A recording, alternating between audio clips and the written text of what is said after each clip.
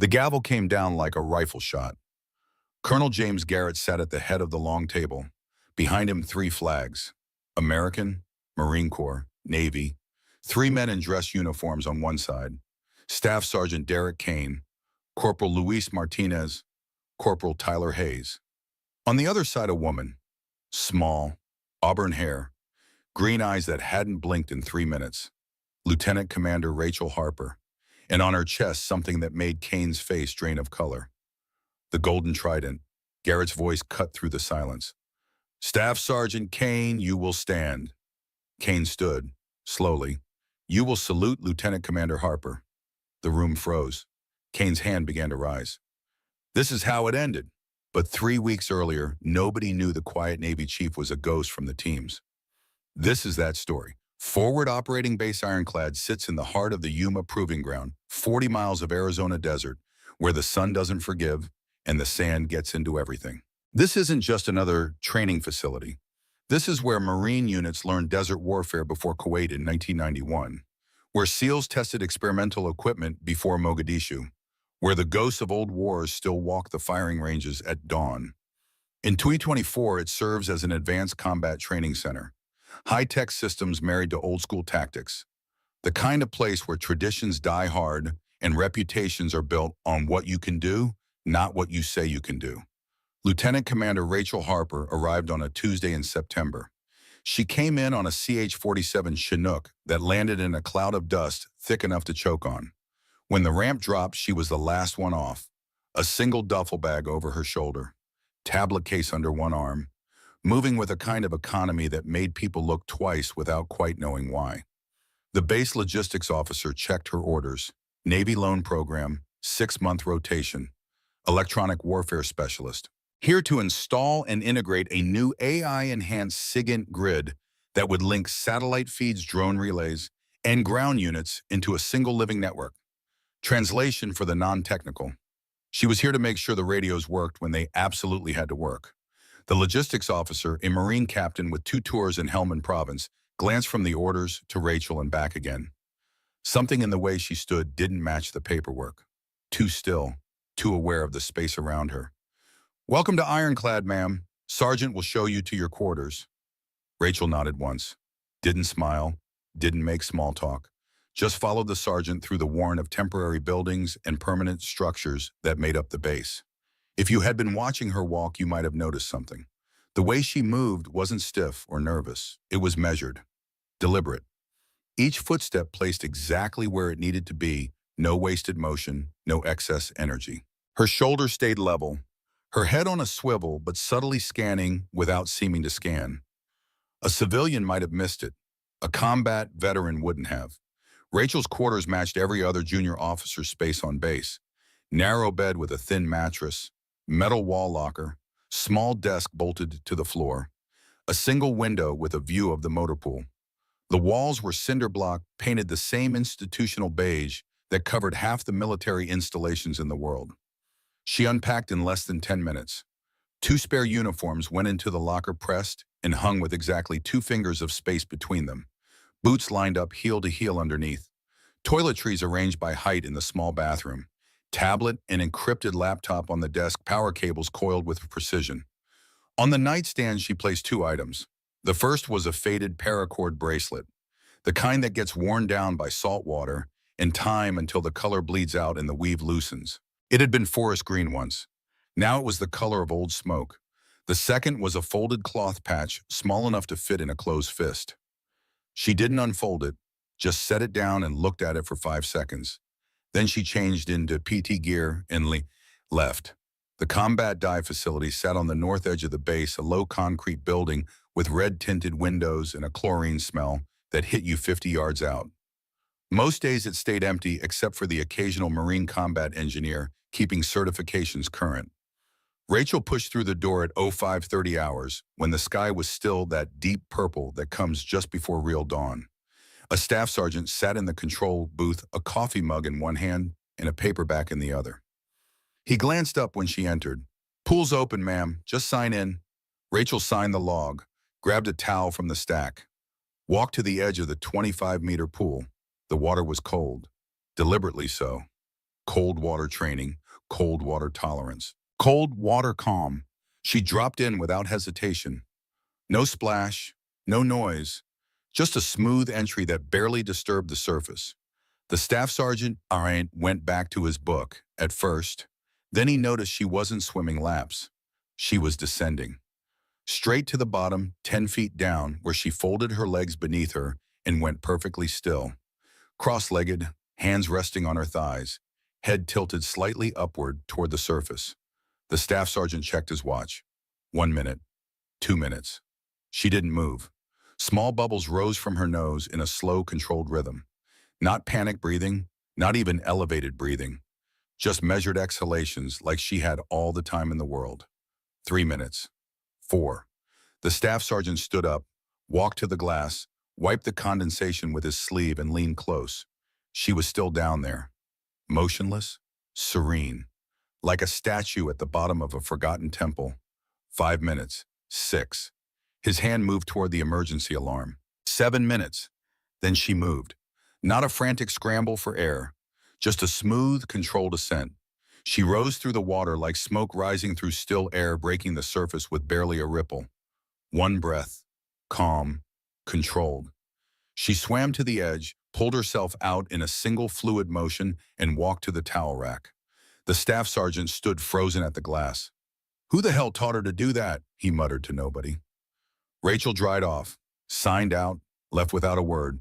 Behind her, the staff sergeant pulled out his phone and started typing a message to someone he trusted. Someone who had been around long enough to recognize what he'd just seen. Because what he'd just seen wasn't recreational swimming. That was combat dive conditioning. The kind taught at a very specific facility in Coronado, California. The kind that took years to master.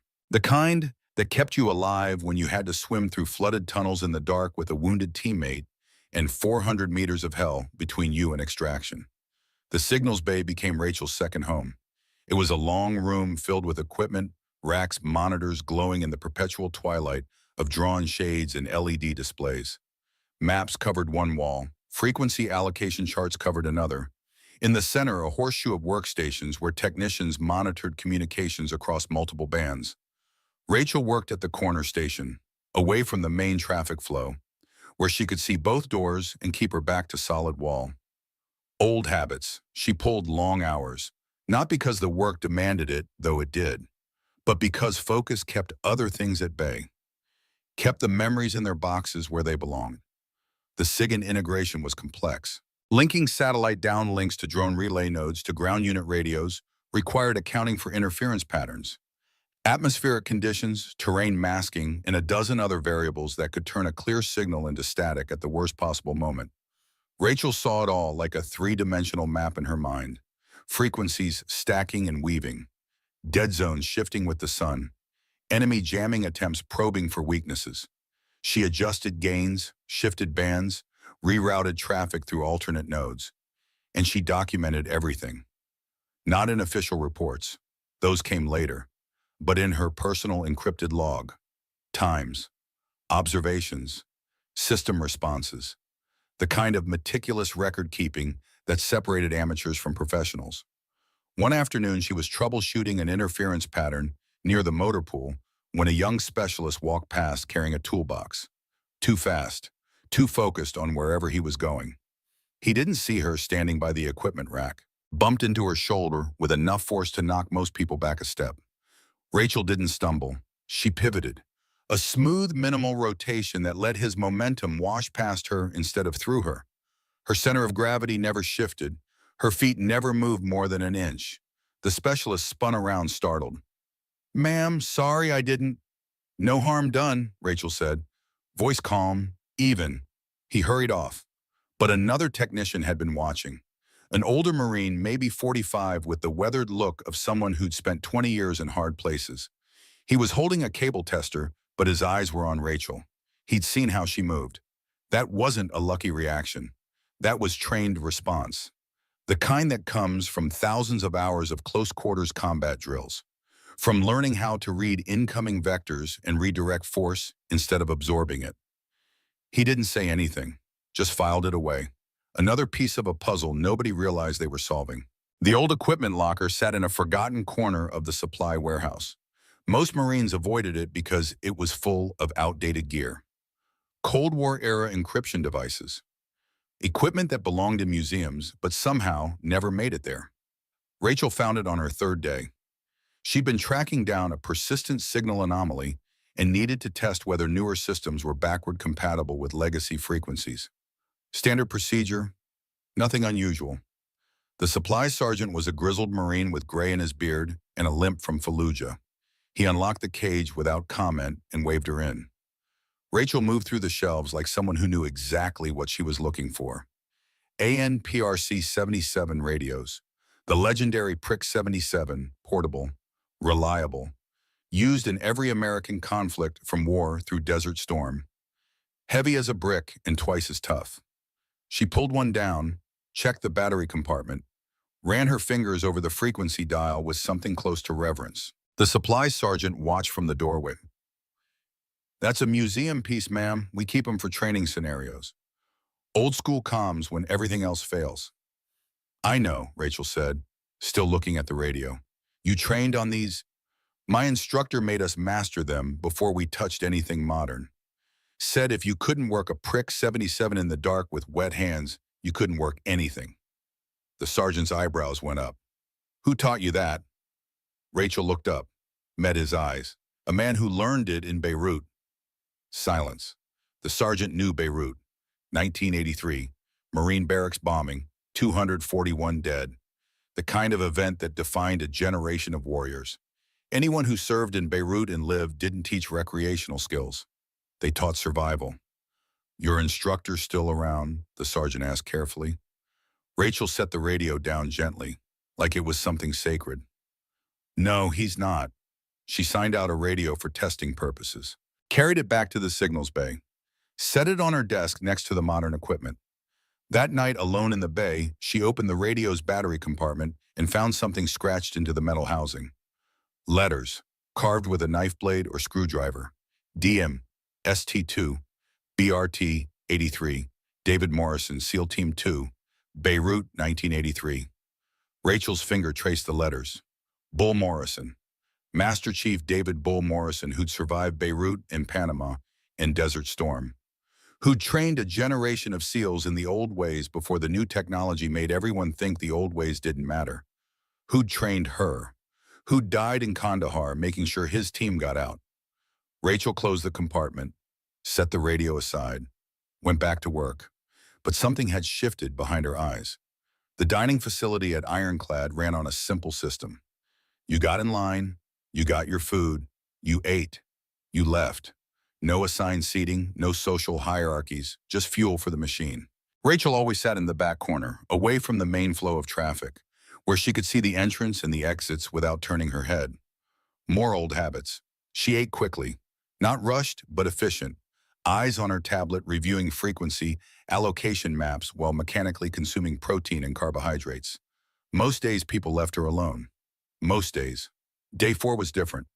The doors banged open at 18:30 hours. 3 Marines walked in like they owned the place. Staff Sergeant Derek Kane led the way. 6'2", 220 pounds of muscle and ego, Force Recon tab on his shoulder, combat action ribbon on his chest. The kind of man who'd done hard things in hard places and wanted everyone to remember it. Behind him, Corporal Luis Martinez and Corporal Tyler Hayes. Smaller, younger, followers. Their voices carried before they even reached the serving line. "Telling you, man, that AO was hot. We had eyes on at least 15 combatants." Kane called it. Textbook ambush setup. Loud, confident, alpha. Rachel didn't look up. Kane got his tray, scanned the room. His eyes landed on Rachel. Something flickered across his face, hard to read. Not quite contempt, not quite curiosity. Something darker. He walked toward her table. Martinez and Hayes exchanged glances but followed. Kane stopped 3 feet from Rachel's table, stood there, waiting for her to acknowledge him. She didn't, just kept eating, eyes on her tablet. "Excuse me," Kane said, voice loud enough to carry. "Ma'am." The emphasis on that last word was subtle but unmistakable. Mocking. Rachel looked up slowly, calm, expression neutral. "Can I help you, Staff Sergeant?" Just wanted to welcome you to Ironclad. See how you're settling in. Navy, right? He glanced at her rank insignia. Lieutenant Commander, that's what 04 pretty high rank for, what's your rate again? Electronic Warfare Officer. Right, tech support. He smiled, not friendly. Well, if you need anything radio adjustments, computer helps someone to reboot your router, just let one of the real operators know. Behind him, Martinez shifted uncomfortably. Hayes grinned. Rachel set down her fork, looked at Kane directly. I'll keep that in mind. She went back to her tablet. Kane stood there for another 5 seconds, waiting for more reaction. Waiting for anger, embarrassment, anything he could leverage. He got nothing. Finally, he walked away. But something had been established. Lines had been drawn. A game had started that only one of them knew they were playing. The rumors started small. Like all rumors on military bases, they spread through unofficial channels. The smoke pit, the gym, the late-night guard post where bored Marines traded gossip like currency. Heard the new Navy chief came from Coronado. Bullshit. Coronado's Bud S. SEAL training. She's a comm tech. I'm just saying what I heard. Well, SEALs don't send techs to train Army bases. This is a Marine base. Whatever. Point is, she's not one of them. Look at her. 5 foot nothing, quiet as a mouse. Probably never fired a rifle outside a qualification range. But other observations trickled in. The staff sergeant from the pool mentioned the 8-minute breath hold to a friend. The friend mentioned it to someone else. The details changed with each telling, but the core remained, she could stay underwater longer than seemed humanly possible. The supply sergeant mentioned she knew her way around a prick 77. Mentioned her instructor had served in Beirut. That got people's attention. Beirut was sacred ground. You didn't casually drop Beirut into conversation. The technician who'd watched her pivot around that collision mentioned it in the gym. How she'd moved. How her balance never shifted. None of it proved anything, but together the pieces started forming a shape some people didn't like. Day 8 brought this first real escalation. Rachel was walking through one of the main corridors heading from the signals bay back to her quarters. Tablet under her arm, mind already working through tomorrow's test protocols. The corridor was narrow, concrete walls, exposed pipes overhead, fluorescent lights buzzing with that particular frequency that sits just at the edge of hearing. Kane stepped out from a side passage, not by accident. Martinez and Hayes materialized behind her, blocking the way back. Rachel stopped, didn't speed up, didn't try to squeeze past, just stopped and assessed. 3 men, 1 corridor, limited escape routes, camera coverage overhead but probably blind spots in the corners. She ran the tactical calculation in under a second, then dismissed it. This wasn't that kind of fight. Not yet. Chief Harper, Kane said, smiling. Got a minute? I'm on my way to quarters staff sergeant. This won't take long. See, some of the boys and I were talking about your background, your training, and we realized we don't really know anything about you. He stepped closer. So I did some asking around, checked with some buddies at Coronado. Funny thing, nobody there remembers a Rachel Harper going through the teams. His voice carried down the corridor. Other Marines slowed their pace, pretended not to listen while listening intently. So that got me thinking, Kane continued. Maybe you're just another tech who heard some stories. Maybe you want people to think you're something you're not. A SEAL, dropout, a wannabe, someone who couldn't hack it when it got real. Martinez shifted uncomfortably behind Rachel. Hayes watched with nervous anticipation. Rachel's expression didn't change. Are you finished, Staff Sergeant? Oh, I'm just getting started. See, in the real military, the combat military, we have standards. We don't give out tridents like participation trophies. We don't let people play dress up and pretend. Step aside. 2 words. Calm, cold. Kane's smile widened. Or what? Rachel looked at him for exactly 3 seconds.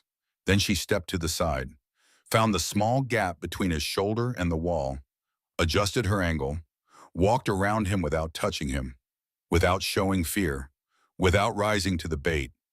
Behind her, Kane's laughter echoed down the corridor. That's what I thought, run along tech support. Go play with your computers. More laughter. Martinez's was hollow. Hayes's was loud and forced. Rachel turned the corner and disappeared. But in her quarters that night, she opened her encrypted log. Time 1945 hours. Location corridor C3.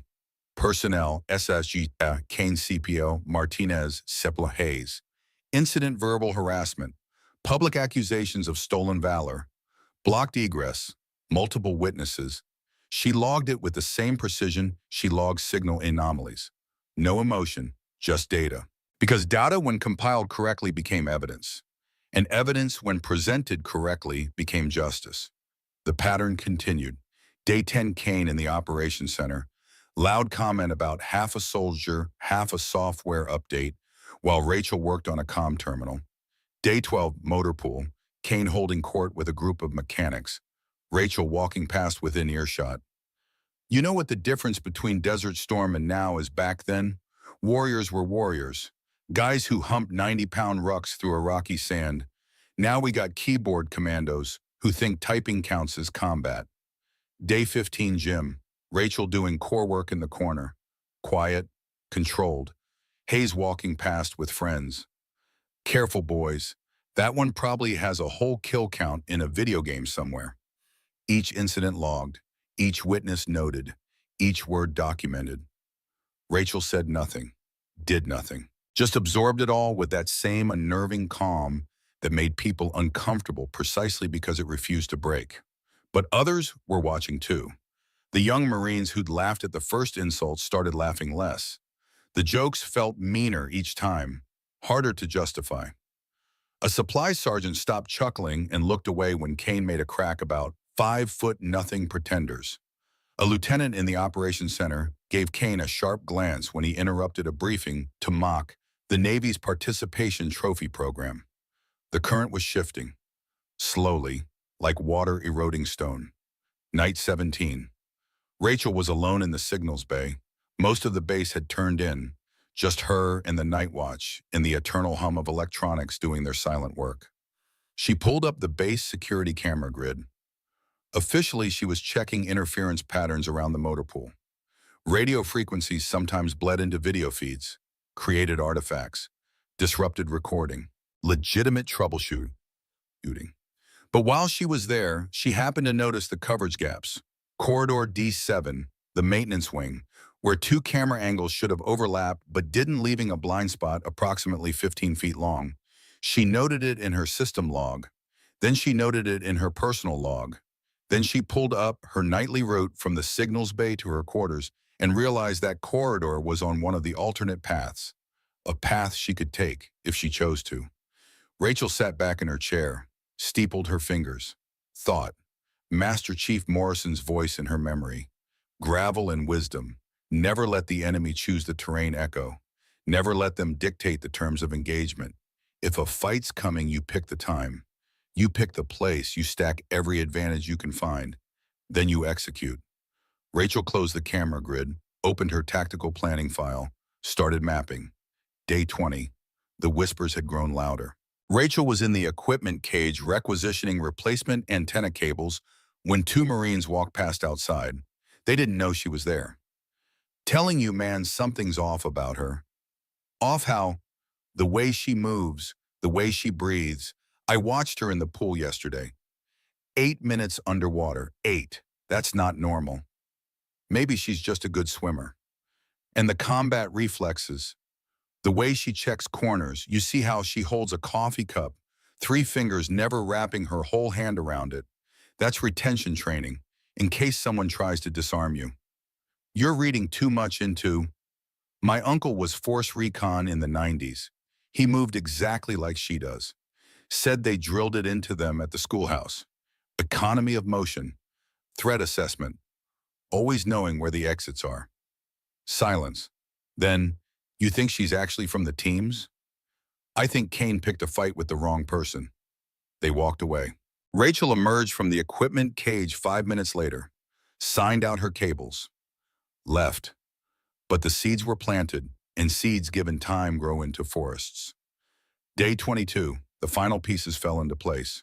Rachel altered her route home from the signals bay, not dramatically, just a small deviation. Instead of taking the main corridor through the admin building, she cut through the maintenance wing. Through corridor D7, the one with the camera blind spot. She walked slowly, deliberately, her footsteps echoing off metal walls. 2100 hours. Most of the base at Chow or in their quarters. The corridor empty, almost empty. She was halfway through when they appeared, Kane at the far end, blocking the forward exit. Martinez and Hayes behind her, blocking retreat. A perfect box. Rachel stopped, adjusted the tablet under her arm, took a slow breath. Kane started walking toward her, confident, predatory. Look who took a wrong turn. Lost chief and need help finding your way. His voice bounced off the walls, amplified in the enclosed space. Rachel didn't answer, just reached up with her right hand, brushed her collar. The gesture looked like nervous habit, adjusting her uniform, but under her fingertips, she felt a tiny vibration. Body-worn camera, concealed under her blouse collar, military grade, voice activated, already transmitting to an encrypted cloud server, recording everything. Kane stepped closer. We've been patient with you, respectful, but you keep walking around here like you're something special, like you earned the right to look down on us. Behind Rachel, Martinez shifted, uncomfortable. Hayes watched with nervous excitement. Kane's shadow fell across her. So here's what's going to happen. You're going to apologize. You're going to admit you're just a tech who got lucky, that you never earned anything, that you're worth. He reached out. Rachel's eyes tracked the movement, fingers extending toward her shoulder, palm open, intent clear. Time seemed to slow. Her muscles coiled like springs waiting for release. But not yet. Morrison's voice again. Let them commit. Let them cross the line. No ambiguity, no questions later. Kane's hand kept coming. Rachel's breathing stayed steady. 3 feet, 2 feet, 1 foot. Contact. His palm hit her shoulder. Hard, aggressive, shove. Rachel's body hit the metal wall with a sharp clang that echoed like a gunshot. The body camera caught it all. The audio, the video, the angle, the force. Kane's mistake immortalized in digital data. And then Rachel moved. What happened next took 8 seconds. But those 8 seconds had been built over years. Years of training at a facility in Coronado where they taught you how to turn physics into violence. Where they taught you that size didn't matter if you understood leverage. Where they taught you that calm beats rage. Every single time. Rachel absorbed the impact, didn't resist it, let the force travel through her body and into the wall instead of stopping in her muscles.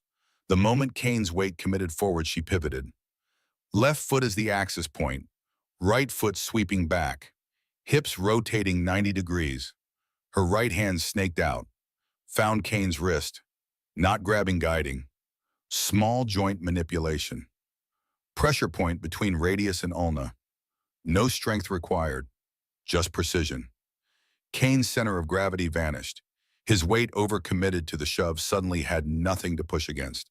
His eyes went wide. Surprise. Then pain. Martinez reacted exactly as predicted.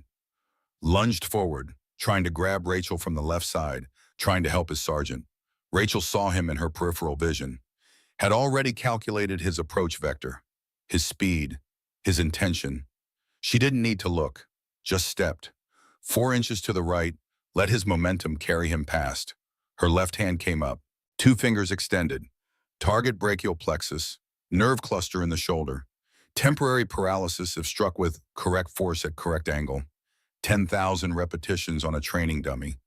100 successful applications in live scenarios. One more. Contact. Martinez's arm went dead. Completely. Instantly. He gasped, stumbled, crashed into the equipment rack on the wall. Hayes panicked, rushed in from behind. No skill, no training, just adrenaline and bad decisions. Rachel still had Kane's wrist, still had control of his balance.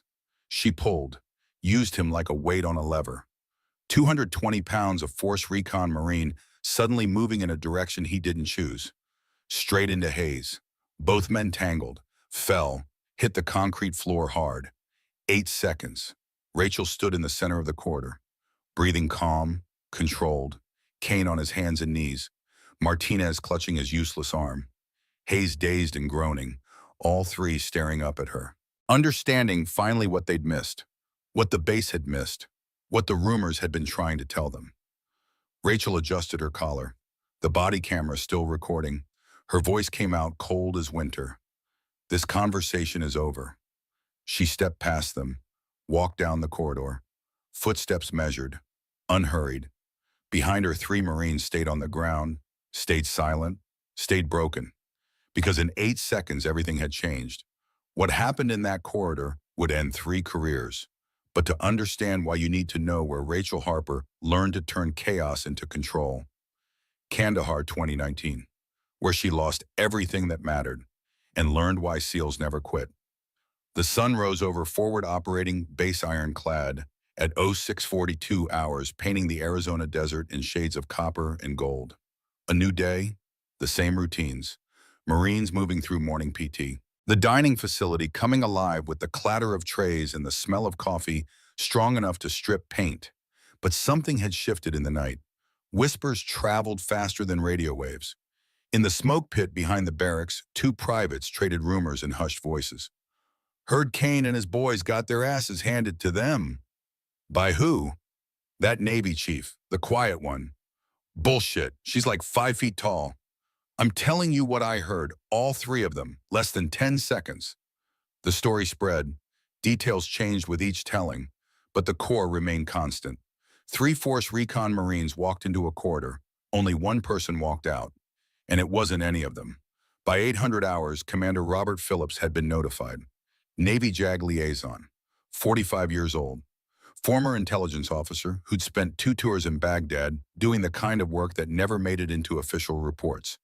He had a face that gave nothing away and eyes that saw everything. He sat in his small office reviewing security footage on his laptop. The corridor cameras didn't cover the blind spot in D7. That was by design.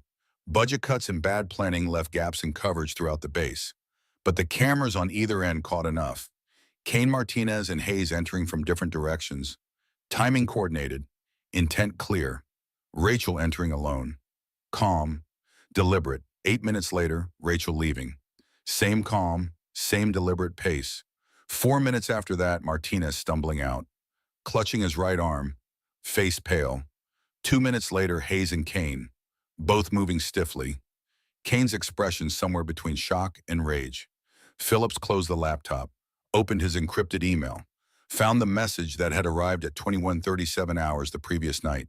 Sender LTCDR-R, Harper USN. Subject incident report. Attached body camera footage. Audio transcript. Personal log entries dating back 22 days. Phillips opened the video file. Watched it once. Watched it again. Leaned back in his chair. Well, he said to the empty room, isn't that something? The body camera footage played with perfect clarity, audio first. Footsteps echoing in the corridor. Rachel's breathing steady and controlled. Then Kane's voice.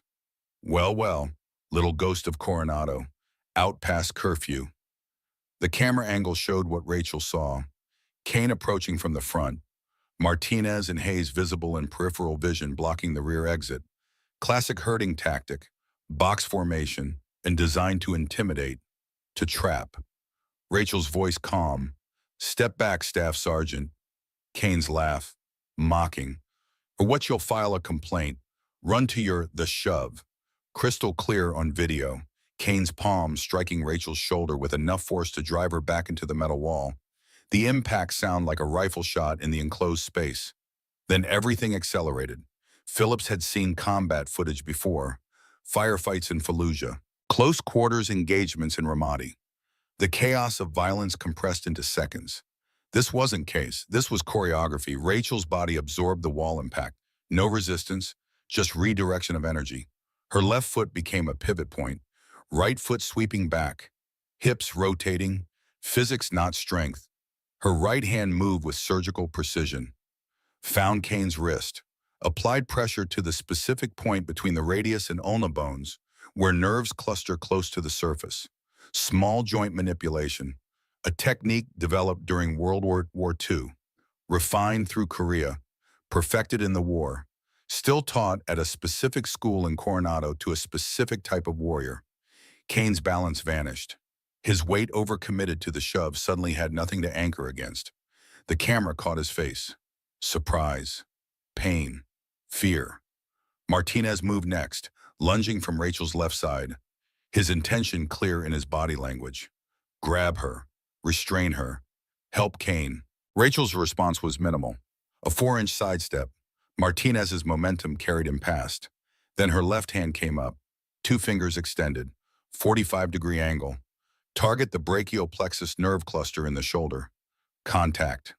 Martinez's entire arm went limp. Dead. Useless. The medical term is neuropraxia, temporary nerve compression causing immediate loss of motor function. It happens in football, in car accidents, in any scenario where sudden force hits the right spot at the right angle, or when someone with 10,000 hours of training applies it deliberately. Martinez's gasp was audible on the recording, pain and shock mixing into a sound that was almost childlike. Hayes came last, panicked, no training evident, just adrenaline and bad decisions. Rachel still controlled Kane's wrist, still controlled his center of gravity. She pulled, used Kane's weight like a pendulum, 220 pounds of muscle moving in a direction he didn't choose. Straight into Hayes, both men crashed, tangled limbs, impact against concrete. Rachel stood center frame, breathing unchanged, posture relaxed. She adjusted her collar, the movement deliberate, making sure the camera stayed visible for a fraction of a second. Proof of recording, proof of intent. Her voice cut through the audio like a blade. This conversation is over. Then she walked away.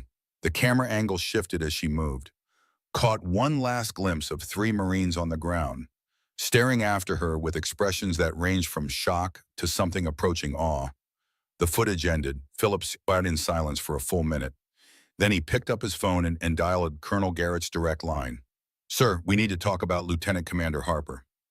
"I'm aware," Garrett said. His voice carried the weight of someone who'd already been briefed. "My office, 20 minutes. The line went dead. Phillips looked at the frozen frame on his laptop. Rachel's face in profile. Calm, controlled, professional. "Who are you?" he asked the screen. But he was starting to suspect he already knew. The investigation would take days to unfold. Interviews, evidence review, legal proceedings. But that night alone in her quarters, Rachel sat on her narrow bed and let the memories come. She'd kept them locked away for 5 years, buried under work and routine and the kind of discipline that turns pain into fuel. But the confrontation in the corridor had cracked something open. The body remembers what the mind tries to forget. And Rachel's body remembered Kandahar. 2019, Kandahar Province, Afghanistan. SEAL Team 3. The compound sat in a valley 20 kilometers from the Pakistani border. Intelligence had identified it 3 days earlier. 2 American contractors kidnapped from a development project in Kabul, held by a Taliban splinter cell that specialized in hostage negotiation. Except this time, negotiations had broken down. The deadline had passed. SEAL Team 3 got the call. Rachel was 29 years old, already 5 years into her career with the teams, trained as a breacher and communications specialist. The person who made sure everyone could talk to everyone else and who could blow a door off its hinges when talking stopped working. Master Chief David Morrison led the team. 53 years old, a legend who'd earned his trident in 1989 right before Panama, served in Desert Storm. Beirut before that as a young Marine before he crossed over to the Navy. Bull Morrison, built like a fire hydrant, voice like gravel in a cement mixer, eyes that had seen every bad thing the world could offer and decided to keep fighting anyway. He'd trained Rachel personally, taken her under his wing when she was a fresh-faced newbie who thought she was tough because she'd survived buds, taught her the difference between surviving training and surviving combat. The night before the Kandahar operation, Morrison gathered the team in the ready room. Rachel, Petty Officer Jake Rivera, 24, the youngest on the team, Tommy Doc Sullivan, 31, their corpsman, 4 others, each specialists in their own right. Morrison's brief was short. 2 hostages, 1 compound, unknown number of hostiles. We go in fast, we go in quiet, we get our people, and we leave. He paused, looked at each of them in turn. Stay liquid, adapt. If it goes sideways, we bring everybody home. Everybody. That last word carried weight. Morrison never left people behind. It was his code, his religion. Everybody comes home. They inserted at 0300 hours. 4 helicopters. Fast rope deployment, half a kilometer from the target. Night vision turning the world into shades of green. The approach was textbook. Silent. Controlled. Each member moving like a shadow among shadows. The compound breach went clean. Explosive charge on the main door. Flashbangs. Entry team flowing through like water. Hostages located in a back room. Zip-tied, blindfolded, terrified but alive. Mission successful. Except wars don't care about mission parameters. The Taliban counterattack came from an unexpected direction, an underground tunnel network that intelligence hadn't mapped. 20 fighters pouring up through hidden entrances. ARPs and AK-47 fire. The kind of chaos that turns plans into improvisation. Morrison's voice on the radio. Collapse on the hostages, fighting withdrawal to extract point. The team moved, covering each other, leapfrogging back through the compound. Then the RPG hit. Not a direct strike, but close enough. The warhead impacted the compound wall, sending shrapnel and debris cascading through the interior. The building shook, stone and timber collapsing. Rachel was moving through a corridor when the floor gave way. 1 second she was running. The next she was falling. Darkness, impact, cold water. She'd dropped into an underground tunnel, part of the system the Taliban used for smuggling and escape. Now flooded from a recent storm, the water chest deep and rising. She surfaced, gasped. Night vision goggles cracked and useless. Pulled them off. Total darkness. She reached for her rifle. Gone. Lost in the fall. Reached for her sidearm. Still there. Flashlight. Still there. She clicked on the light. The tunnel stretched in both directions. Stone walls, ancient. Water flowing from the north. Rising, a groan behind her. Rachel spun, light beam cutting through darkness. Jake Rivera, slumped against the wall, blood spreading across his left thigh. Shrapnel wound, deep. Echo, he gasped, using her call sign. I can't, my leg. Rachel moved into him, assessed the wound. Bad. Not immediately fatal, but the blood loss would get him eventually. She pulled a tourniquet from her kit, applied it high on his thigh, twisted it tight. Jake screamed, bit it back, breathing hard. Above them, gunfire. Explosions. The sounds of combat muffled by stone and water. Rachel keyed her radio. Static. Too much interference. Too much rock between them and the surface. They were alone. She swept her light around, found the direction of water flow. North, which meant somewhere to the south the tunnel might lead to an exit. Can you walk? She asked Jake. He tried, got his good leg under him, put weight on the wounded leg and collapsed immediately. Negative, he gasped. Echo, you gotta go. Get out. Send help. Rachel looked at him. 24 years old. Kid from San Diego. Wanted to be a teacher after his service ended. Talked about his sister constantly. How she was putting herself through nursing school. How proud he was of her. Morrison's voice in her memory. Everybody comes home. Not happening, Rachel said. She pulled Jake's arm over her shoulder. Started dragging him south. The water was up to their waists now, still rising. The tunnels seemed endless. Stone walls pressing close. The only light, Rachel's flashlight beam cutting through darkness that felt alive. Every 50 meters, an air pocket. Small spaces where the tunnel ceiling rose above water level. Just enough to catch their breath. Jake was fading. Blood loss. Shock. Cold water sapping his body heat. Leave me, he kept saying. Sarah, you gotta go. She didn't bother correcting the name, didn't bother responding, just kept moving. At the third air pocket, Jake stopped breathing. Rachel felt his weight go completely limp, felt the absence of movement in his chest. She pulled him up into the air pocket, laid him on the narrow stone ledge, tilted his head back, started Seeper in pitch darkness, in freezing water, in a tunnel that might not have an exit. 30 compressions, 2 breaths, 30 compressions, 2 breaths. Her arms burned, her lungs screamed. Her mind calculated probabilities and came up with numbers she didn't like. But she didn't stop. Couldn't stop.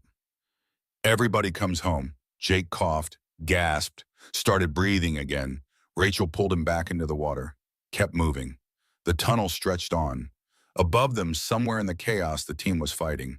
Morrison was leading them. Doc Sullivan was patching wounds. The others were holding the line. Below, Rachel was fighting her own war. Against time, against probability, against the cold certainty that Jake might not make it. They were 300 meters in when she saw the light. Faint, green, night vision spectrum. An exit. Rachel's exhausted mind barely registered it, just kept moving. One step, another, 50 meters to go. The water was chest deep now. Rachel could barely keep Jake's head above the surface. 40 meters, voices above, shouting in Pashto. Taliban fighters searching the tunnels. 30 meters. A grenade dropped through a drainage grate overhead. Rachel saw it fall. Had maybe 2 seconds to react. She shoved Jake ahead, turned her body, tried to shield him. The explosion was massive in the confined space. Shrapnel tore through her left shoulder. Hot pain, blood in the water. Jake took hits across his back, his chest. He stopped breathing again. Rachel didn't. She grabbed him, kept moving. 20 meters, 10, 5. The exit was a drainage pipe, barely wide enough for one person. Rachel had to pull Jake through sideways. Morrison was there, on the other side, reaching down. Echo, give him to me. Rachel shoved Jake up. Morrison and Doc Sullivan pulled him through, started CPR immediately. Rachel tried to climb out. Her shoulder wouldn't cooperate. Blood loss, muscle damage. Morrison reached back down, grabbed her good arm, hauled her up with strength that seemed impossible for a man his age. She collapsed on the ground, looked at Jake. Doc Sullivan was working, compressions, breaths, combat medicine in real time. Jake's eyes were open, looking at Rachel. "Tell my sister," he whispered. "Tell her I tried." Then nothing. Doc Sullivan kept working, kept trying, but some wounds are beyond even the best medicine. Petty Officer Jake Rivera died at 04:47 hours, 24 years old, in a drainage ditch in Kandahar province, 300 meters from the tunnel entrance where he'd fallen. Rachel had carried him the entire way. Morrison pulled her aside. His face was stone, but his eyes held something Rachel had never seen there before. Grief. "You did everything right, Echo," he said quietly. "Everything. The enemy chose this, not you." Then he saluted her. Master Chief David Morrison, legend, mentor, the toughest man Rachel had ever known. Saluting her. She didn't understand it then. Later, Morrison wrote it in his report, recommended her for a Bronze Star, wrote that she'd displayed valor above and beyond. The award got tied up in classification disputes. The mission was sensitive. Details couldn't be made public. Morrison fought the bureaucracy, pushed for recognition. 3 months later, he deployed on another operation.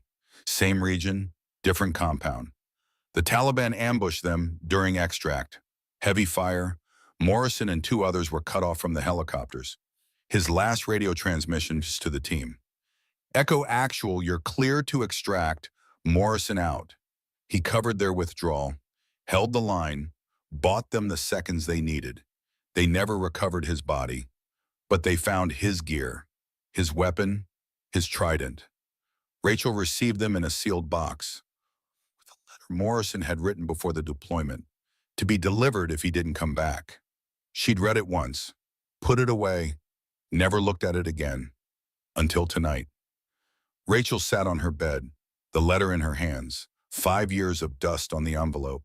She opened it, Morrison's handwriting, precise, controlled, like everything about him. "Echo, if you're reading this, I didn't make it back. Don't you dare blame yourself. You did everything right in Kandahar. Rivera's death was the enemy's choice, not yours. I taught you that silence is strength, that discipline beats rage, that the quiet professional is the most dangerous person in the room. You proved it that night. You'll prove it again. Old school warriors like me were fading out, but I know the teams are in good hands because of operators like you. Train the next generation. Pass it on. Huya Echo. Bull." Rachel folded the letter, put it back in the envelope, sat in the darkness of her quarters and felt the weight of 5 years pressing down. Jake Rivera, dead at 24. Bull Morrison, dead at 53. Both gone because they'd chosen to serve, chosen to fight, chosen to protect people who would never know their names. And Rachel alive, carrying their memories, their lessons, their legacy. She stood, walked to her wall locker, pulled out the cloth patch she kept hidden, unfolded it, the Navy SEAL trident, eagle clutching an anchor trident and flintlock pistol, the symbol of warriors who operate in sea, air, and land. Rachel had earned it through blood and water and pain, had worn it through operations most people would never hear about, had hidden it when she transitioned to electronic warfare, when the injuries from Kandahar made her unsuitable for direct combat roles, when she'd chosen the quiet path, the technical path, the path where she could still serve, still contribute, still honor the men who died. She looked at the trident for a long time, then she set it on her desk, where anyone who entered could see it. No more hiding. Commander Phillips sat across from Colonel Garrett in the base commander's office. Between them, a laptop displaying Rachel's complete documentation. 47 incidents, logged with timestamps, locations, witnesses, exact quotes. "This isn't defense," Phillips said quietly. "This is surgical evidence collection." She engineered this entire sequence. Garrett nodded slowly. His face gave nothing away. "You knew," Phillips said, "not a question." "I suspected."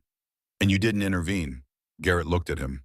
The full weight of a career that started in Beirut, continued through Panama, Desert Storm, 2 decades of Middle East operations. "Master Chief Morrison was my friend," Garrett said. "He wrote me a letter before Kandahar, said he'd trained the finest operator he'd ever known, said if anything happened to him, I should watch over her." Phillips waited. "Morrison also said she'd blame herself for Rivera's death, for his death, that she'd carry it like a weight." Garrett paused. "He said the best thing I could do was let her handle her own battles, let her prove to herself what he already knew, that she's capable, that she's exceptional." Phillips looked at the laptop screen, the frozen frame of Rachel walking away from 3 downed Marines. Kane and his men committed assault, multiple witnesses, video evidence. This goes to court-martial, they're finished. "I'm aware, man. What about Harper? What about her, then? Does she want to press charges?" Garrett smiled, thin, knowing. "I don't think Lieutenant Commander Harper wants anything except to do her job. The question is whether the Marine Corps wants to handle this properly." Phillips understood. This wasn't about Rachel. It was about the institution, about standards, about what kind of behavior would be tolerated, about whether 3 Marines who'd harassed, intimidated, and assaulted a Navy officer would face consequences. "I'll start the paperwork," Phillips said. Across the base in a small barracks room, Corporal Luis Martinez sat alone. His right arm still didn't work properly. The corpsman said it would take a few days for the nerve compression to fully resolve. Maybe a week. In his left hand, he held his phone. On the screen, an audio file, recorded the night before. In Corridor D7, Martinez had started recording when they'd first cornered Rachel. Not for evidence, just insurance. In case things went wrong. They'd gone wrong, but the recording caught everything. Kane's threatening words, the shove, the sounds of the confrontation. Rachel's calm voice at the end. Martinez had listened to it 5 times. Each time he heard it differently. The first time he'd heard his own voice. Nervous, following orders, being a coward. The second time he'd heard Kane. Aggressive, mocking, crossing lines. The third time he'd heard Rachel. Calm, professional, warning them to back down. The fourth time he'd heard himself breathing. Fast, scared, knowing this was wrong but doing it anyway. The 5th time he'd heard his uncle's voice in his memory. Luis's uncle had served in Desert Storm. Marine artillery. Had come home with scars and stories and a code he'd tried to pass on to his nephew. "Honor isn't about loyalty to men," he'd said. "It's loyalty to truth, to what is right. Sometimes you have to stand alone. Sometimes you have to be the one who says no." Martinez had nodded, agreed, promised to live by that code. Then he'd followed Kane into a corridor and helped corner a woman half their size. He stood, walked to his locker, found his dress uniform. put it on with shaking hands, walked across the base to the JAG office. Commander Phillips looked up when Martinez entered. "Corporal, your arm okay?" "It'll heal, sir." Martinez set his phone on the desk. "I have something you need to hear." Phillips listened to the recording once, looked at Martinez. "This corroborates Harper's account." "Yes, sir."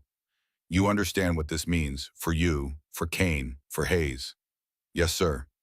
"Why are you doing this?" Martinez met his eyes.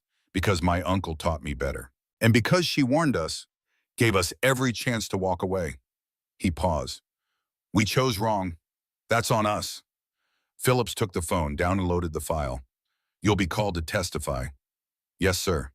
"Your career is probably over." "I know, sir." Martinez stood, saluted, left. Phillips sat alone in his office. 3 pieces of evidence now. Rachel's documentation, her body camera footage, Martinez's audio recording, an airtight case. He picked up his phone, dialed Garrett. "Sir, we need to schedule a formal hearing. This goes beyond non-judicial punishment." "Agreed," Garrett said. "Tomorrow, 1400 hours, full tribunal." "And Harper?" "She'll be there, so will Kane, Martinez, and Hayes." Phillips hesitated, then asked the question that had been bothering him since he'd first seen the footage. "Sir, where did she learn to move like that?" Silence on the line. Then Garrett's voice quiet, almost reverent. "Coronado, SEAL Team 3. She earned her trident in 2016. Served 4 years active combat. Kandahar in 2019 is where she got wounded. Shoulder injury. Ended her direct action career." Jesus. Kane picked a fight with an operator, a real one, the kind Morrison trained personally. "Does Kane know?" "He's about to." The line went dead. Phillips sat back in his chair, thought about Rachel Harper, 5'1", quiet, calm, walking through the base like she had nothing to prove. Because she'd already proven everything that mattered. In dark water, in flooded tunnels, in the kind of hell that forges warriors or breaks them. She hadn't broken. She just learned to carry it quietly. The evidence was overwhelming, the testimony damning. But in military justice, facts are only part of the story. The rest is about honor, about standards, about what kind of warriors we choose to be. Tomorrow, Colonel Garrett would make that choice. And 3 Marines would learn what happens when you mistake silence for weakness. The command conference room had been built in '91, right after Desert Storm. The wood paneling came from old-growth oak donated by a veterans organization. The chairs were solid, designed to last decades. The table stretched 14 feet, polished to a mirror shine by generations of enlisted personnel assigned to maintenance duty. Above the head chair hung 3 flags, the American flag in the center, the Marine Corps colors to the left, the Navy Jack to the right. This room had witnessed courts-martial, promotion boards, investigations into friendly fire incidents and equipment failures, and the 1,000 small tragedies that occur when humans operate in high-stress environments with lethal tools. But in 33 years, it had never witnessed anything quite like this. Colonel James Garrett entered at exactly 13:55 hours. 5 minutes early, his uniform was immaculate. 4 rows of ribbons on his chest. Purple Heart from Beirut, Bronze Star from Panama, Silver Star from Desert Storm, Combat Action Ribbon, Presidential Unit Citation. Others, each ribbon told a story. Each story had cost something. He took his seat at the head of the table, set down a leather portfolio, folded his hands, waited. The others filed in over the next 3 minutes. Commander Phillips, Navy JAG liaison, carrying a thick folder of evidence. Major Sarah Williams, Marine JAG officer assigned to represent the accused. Young, competent, already looking uncomfortable with what she'd read in the preliminary reports. 3 enlisted Marines in dress uniforms, Kane, Martinez, Hayes, each sitting ramrod straight, each face a study in controlled emotion. Kane looked angry, jaw tight, eyes forward, refusing to acknowledge anyone. Martinez looked sick, pale, haunted. Hayes looked terrified, hands shaking slightly until he clasped them together. And then Rachel Harper entered. She wore her dress blues, the uniform she hadn't put on in 5 years. Navy officer's cover tucked under her left arm. Ribbons on her chest. Purple Heart, Bronze Star with Valor device. Navy and Marine Corps Commendation Medal, Combat Action Ribbon, Afghanistan Campaign Medal, others, and on her left breast above the ribbons, the golden trident, eagle, anchor, pistol, trident, the SEAL insignia. The room went completely still. Kane's eyes locked on that trident, his face drained of color. Martinez closed his eyes. Hayes made a small sound, almost a whimper, because they understood now. And all the rumors, all the whispers, all the strange observations about how she moved, how she breathed, how she existed in space, like someone trained for violence at the highest level. All true. Rachel took her seat across from the three Marines, set her cover on the table in front of her, folded her hands. Her expression gave nothing away. Garrett checked his watch. Exactly 1,400 hours. This tribunal is convened to investigate allegations of assault, harassment, and conduct unbecoming. All parties have been advised of their rights under the Uniform Code of Military Justice. His voice carried the weight of absolute authority. Staff Sergeant Kane, you requested this hearing. You may present your defense. Kane stood, cleared his throat. Sir, yes, sir. Colonel, what happened in Corridor D7 has been misrepresented. My men and I encountered Lieutenant Commander Harper at approximately 2130 hours. We engaged in conversation. Things got heated. She became aggressive, attacked Corporal Martinez without provocation. We attempted to restrain her for her own safety and the safety of others. She responded with excessive force. He sat down. Garrett didn't react, just looked at Major Williams. Does the defense have anything to add? Williams stood. Sir, my clients maintain that while emotions may have run high, there was no intent to harm or intimidate Lieutenant Commander Harper. Any physical contact was in self-defense or in an attempt to prevent harm. Noted. Garrett turned to Phillips. Commander, present your evidence. Phillips stood, opened his folder. Sir, the prosecution has three primary pieces of evidence. First Lieutenant Commander Harper's personal log documenting 47 separate incidents of harassment over a 22-day period. He slid a printed copy across the table. Garrett picked it up, started reading. The entries were clinical, precise, no emotion, just facts. Day 4, 1830 hours. DFAC. SS Jad Kane made derogatory comments regarding SEAL training implied. Stolen valor slapped food tray from table. Witnesses approximately 30 personnel. Day 8, 1945 hours. Corridor C3. SSG. Kane Cpil Martinez. Cpil Hayes blocked egress. Made accusations of fraudulent service claims. Witnesses 2 junior Marines names recorded. Day 10, 1415 hours. Operations Center. SS Jad Kane made disparaging comments about technical personnel versus combat personnel while I was present. Witnesses. Captain Morrison 4 enlisted personnel. On and on. 47 entries, each one documented, time-stamped, witnessed. Garrett finished reading. Set the log down. Continue. Phillips nodded. Second piece of evidence, body-worn camera footage from the night in question. He opened his laptop, turned it so the screen faced the room, pressed play. The footage showed everything. Rachel's steady footsteps, her controlled breathing. Kane's voice. Well, well, little ghost of Coronado. Out past curfew. The box formation. 3 men cornering 1 woman. Rachel's warning, step back, Staff Sergeant. Kane's mocking response. The reach, the shove. Rachel's body hitting the wall with that sharp metallic clang. Then the 8 seconds. The room watched in silence as Rachel dismantled 3 Force Recon Marines with movements so precise they looked choreographed. Each technique visible. Each application of leverage and nerve strikes in weight distribution clear. This wasn't a brawl. This was mastery. The footage ended with Rachel walking away, calm, unhurried. Phillips closed the laptop. Third piece of evidence, audio recording provided by Corporal Martinez.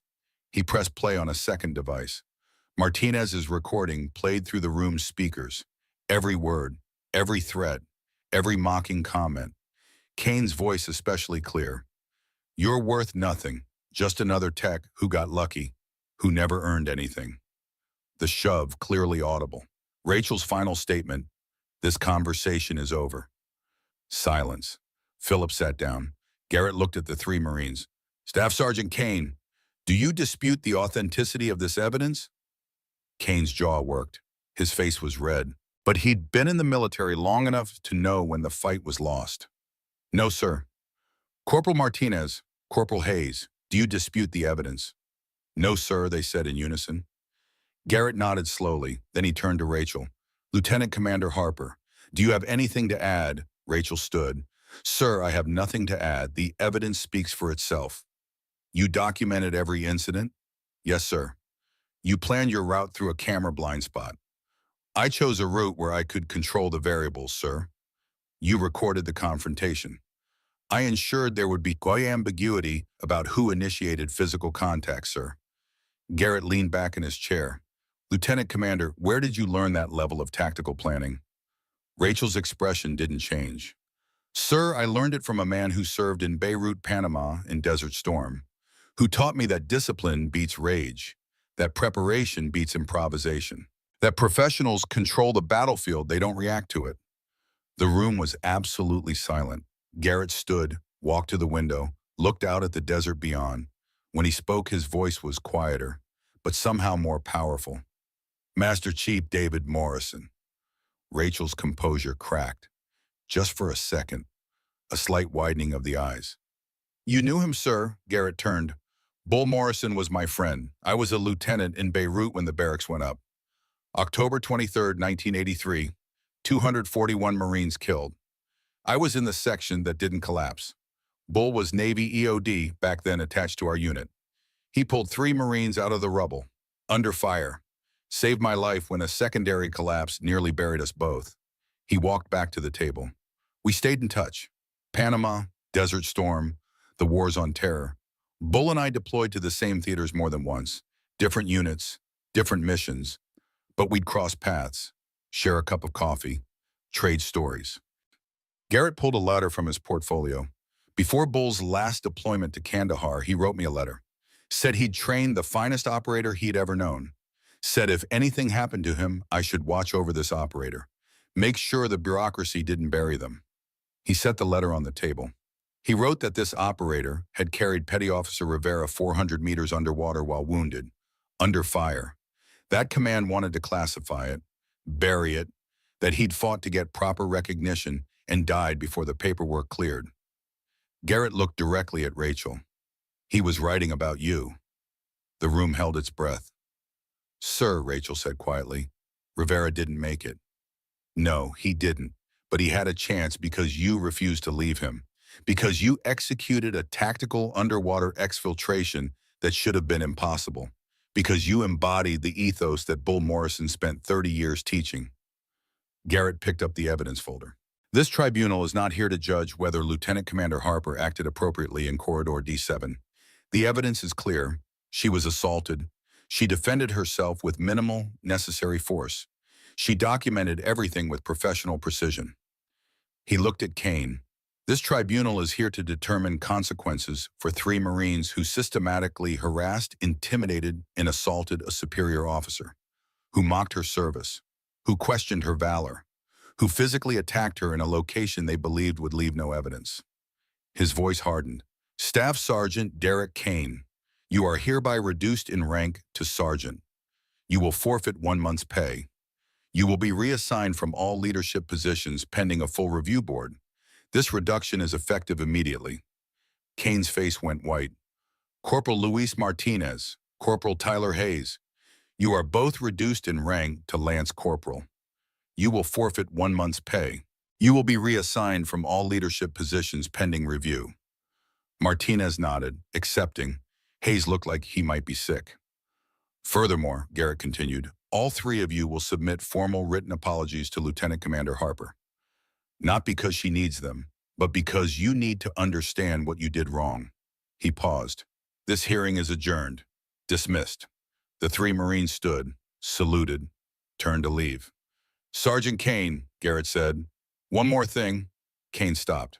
Tomorrow morning, 0800 hours, base-wide formation on the parade ground. You will be there, all of you. Sir, you'll see. They left. Only Rachel and Garrett remained. Lieutenant Commander, Garrett said quietly, Bull was right about you. I'm sorry it took this to prove it. Rachel stood, saluted. Thank you, sir, for honoring his memory. That's not me honoring his memory. That's you living it. The word spread through forward operating base ironclad like wildfire through dry brush. Base-wide formation, 0800 hours. Parade ground, mandatory attendance. Nobody knew why, but everyone had theories. In the barracks that night, Marines whispered, "It's about that Navy chief. The one who dropped Kane, that's the one. Heard she's actual SEAL team. No shit. Saw her dress blues, full trident, combat ribbons, the real deal. Kane must be shitting himself. Good. Guy's been a dick for years." The sun rose over the desert at 0641 hours. By 0730, Marines and Navy personnel were forming up on the parade ground. Units in ranks, dress uniforms, the kind of formation that only happened for serious occasions. Award ceremonies, courts-martial, command changes. This felt like all three. Rachel stood in the Navy detachment, back row, trying to be invisible despite the trident on her chest that caught the morning sun and seemed to glow. She could feel eyes on her, curiosity, respect, some lingering doubt from those who still couldn't reconcile the quiet tech chief with the warrior she'd proven to be. At exactly 0800 hours, Colonel Garrett marched onto the platform. The entire formation snapped to attention. At ease! Several hundred bodies shifted in unison. Garrett stood with his hands behind his back, looking out over the assembled personnel, taking his time. When he spoke, his voice carried across the parade ground without need for amplification. In this uniform, we uphold certain standards: honor, courage, commitment, respect. These are not abstract concepts. They are the foundation of everything we do. When those standards fail, when the people who wear these ranks betray them, we correct it. Immediately, publicly, completely. A ripple went through the formation. Last night, evidence was presented to this command. Evidence of misconduct, harassment, abuse of authority, and a deliberate attempt to conceal this truth by 3 Marines on this base. All eyes found Kane, Martinez, and Hayes in the front row of the Marine formation. Effective immediately, Staff Sergeant Kane is reduced to Sergeant. Corporal Martinez and Corporal Hayes are reduced to Lance Corporal. All 3 will forfeit 1 month's pay and are reassigned away from leadership roles pending further review. The murmurs were louder now, shocked. This wasn't a slap on the wrist. This was career destruction. But that, Garrett continued, is only half of what needs to happen here today. He turned slightly. Lieutenant Commander Rachel Harper, front and center. Rachel's stomach dropped. This wasn't in the plan. Garrett hadn't mentioned this, but orders were orders. She stepped forward from the Navy formation, marched across the parade ground with every eye following her, stopped exactly 2 paces from Garrett, rendered a crisp salute. Garrett returned it with equal precision. Then he faced the formation. On behalf of this base, this command, and the United States Marine Corps, I offer a formal apology to Lieutenant Commander Harper for the misconduct committed against her. The words echoed across the parade ground. She showed restraint when others showed aggression, professionalism when others chose arrogance, strength when others displayed weakness. She upheld the standards we claim to value, while others betrayed them. He turned to Kane. Sergeant Kane, front and center. Kane marched forward, stiff, mechanical, stopped beside Rachel. The humiliation was written across his face, standing next to the woman he'd mocked, the woman he'd called worthless, the woman who'd proven conclusively that she was more of a warrior than he'd ever be. Sergeant Kane, Garrett said, you will salute Lieutenant Commander Harper. For 3 seconds, Kane didn't move, not because he was refusing, but because the weight of that order was crushing. A salute is respect, recognition, acknowledgement of authority and accomplishment. Kane had spent 3 weeks trying to destroy Rachel's credibility. Now he had to publicly acknowledge what he'd tried to deny. His hand rose. Slowly, the movement looked painful, like lifting a weight that was too heavy. But military discipline ran deep. His fingers aligned, his palm cut the air. A perfect salute, executed with the precision of someone who'd done it 10,000 times, but hollowed out by the humiliation burning behind his eyes. Rachel looked at him, Not with triumph, not with vengeance, just acknowledgement. She lifted her hand, returned the salute with the same calm precision she brought to everything. In that moment, everyone watching understood something. You cannot measure a warrior by size, by volume, by bravado. You measure them by discipline, by character, by what they do when tested. Rachel lowered her hand. Kane lowered his. Garrett's voice carried across the parade ground. Let this stand as a reminder. Strength is not loud. Respect is not optional. And quiet warriors walk among us every day. Dismissed. The formation held for another 3 seconds. Then starting from the back and rolling forward like a wave applause. Not wild, not cheering, just steady, respectful applause. Recognition. Rachel stood at attention, eyes forward.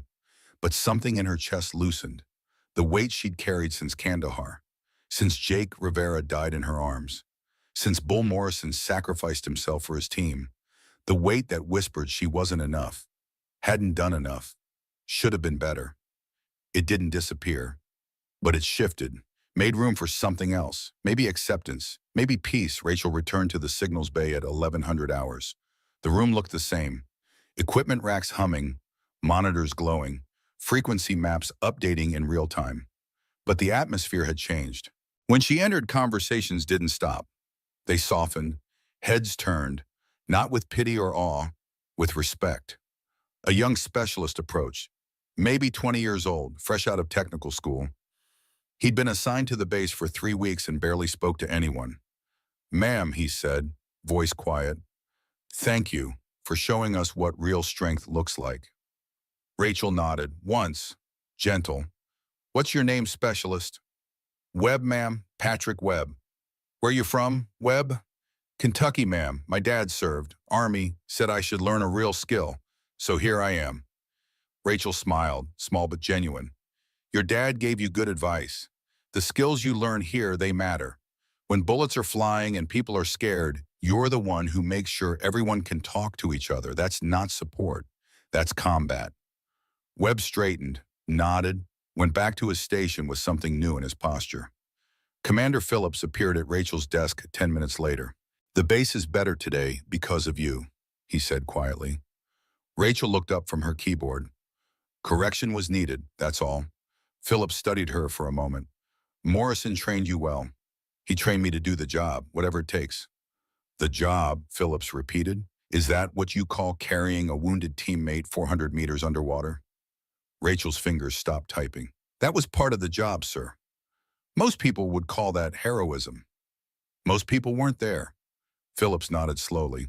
Well, for what it's worth, the Navy's proud to have you, even if you're spending your time making Marine radios work. He left. Rachel went back to work. Because work was constant. Work was reliable.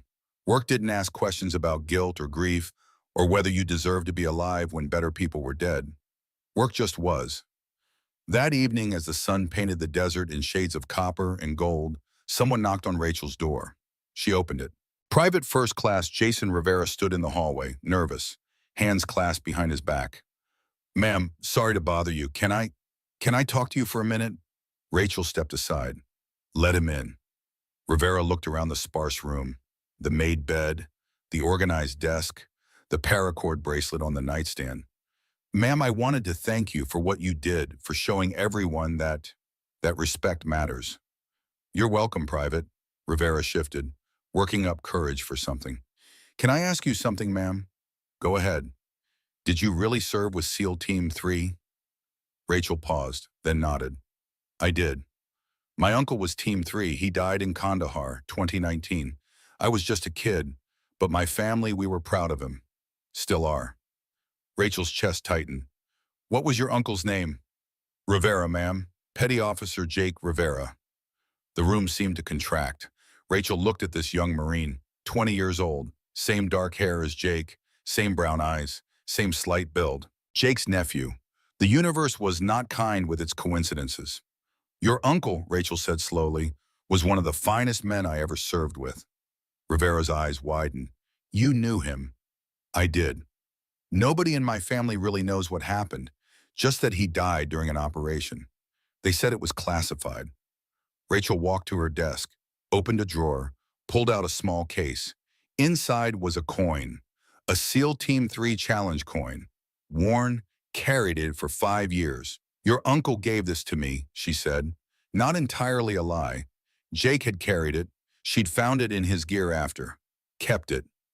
He was brave, loyal, never complained, never quit. She handed the coin to Rivera. He'd want you to have this. Rivera took it with shaking hands.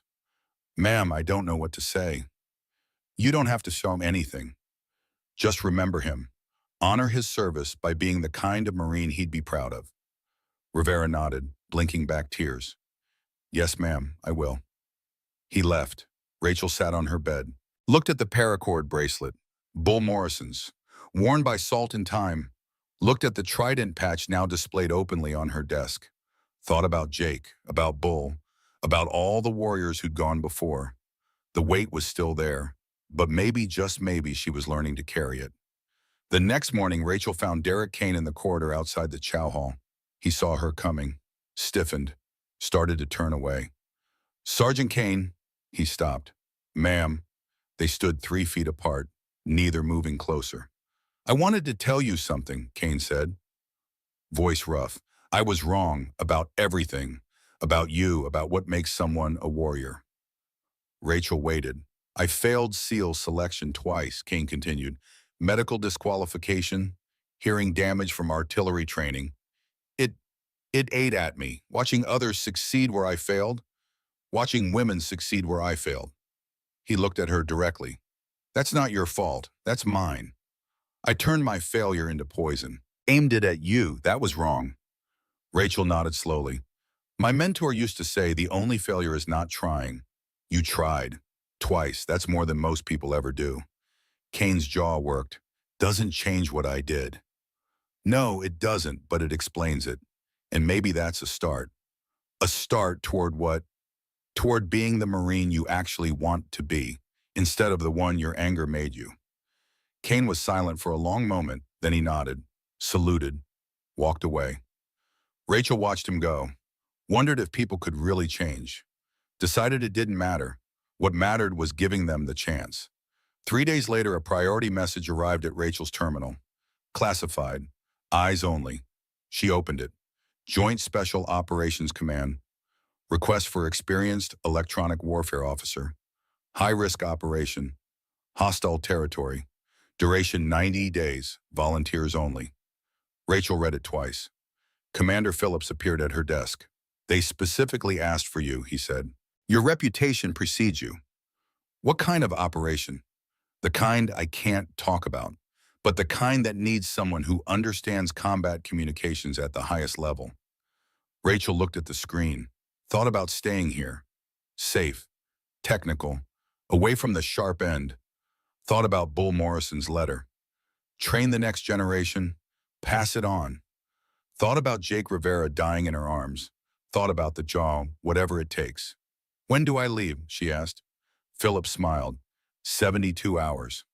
Forward operating base Ironclad looked the same as always. Desert, heat, Marines training in the distance. But some things had changed. Derek Kane worked in logistics now, supervising supply chains. No longer leading men into the field, but doing the work well. Quietly, learning slowly what real strength looked like. Luis Martinez had been promoted back to corporal, earned it through performance and discipline. He mentored younger Marines now. Taught them the difference between loyalty to men and loyalty to truth. Tyler Hayes was gone, transferred to a different base. Some people learned, others just moved on. Private Jason Rivera excelled, top marks in his training rotation. People said he had his uncle's dedication, his uncle's heart. He wore Jake's challenge coin on a chain around his neck. And in the signals bay, a new electronic warfare officer worked at the corner station. Lieutenant Maria Santos, Navy, competent, quiet, trained by Rachel Harper during that 90-day deployment nobody talked about, learning the same lessons Bull Morrison had taught, the same standards, the same code.